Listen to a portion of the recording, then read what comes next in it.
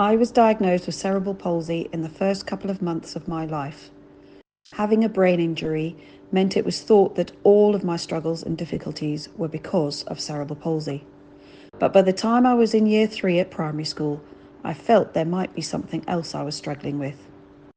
I met some people who seemed to be similar to me, but they didn't have CP. I wasn't sure if they had autism, but I recognised we were alike in some ways. I started to think that maybe I could or should get another diagnosis.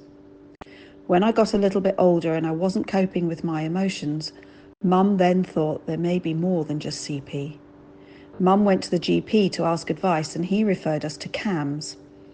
After many months we received forms to fill in. The forms were sent and a decision was made on the basis of just those forms. No diagnosis. So we tried again with the GP.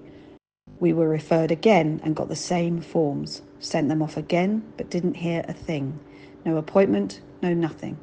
This had taken nearly 2 years by now. So because we had no help from the NHS services, Mum contacted a private clinic called Seacon in Canterbury. They were very helpful and gave me an appointment within 3 months. I had an initial meeting of around 2 hours, then I had to go back for the big appointment. I was very nervous before this time at Seacon. I was concerned about what they were going to tell me. During this appointment, I had to do some tests with image cards, and there was a lot of discussion with the psychologists. I think I was there for 3 hours. At the end, they told me I had mild autism.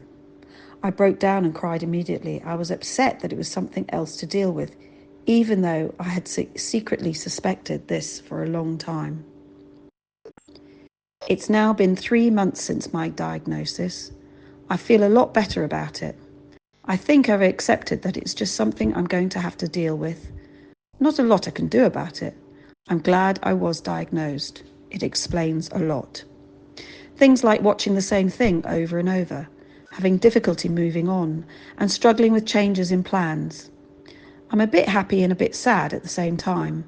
I'm upset that I have something else to deal with on top of CP, but I'm happy that I know because people help me in a different way now to make things easier.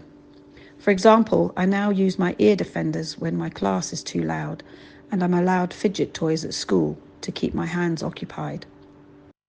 There is no treatment for autism. It is a case of managing it daily and coping with whatever the day brings.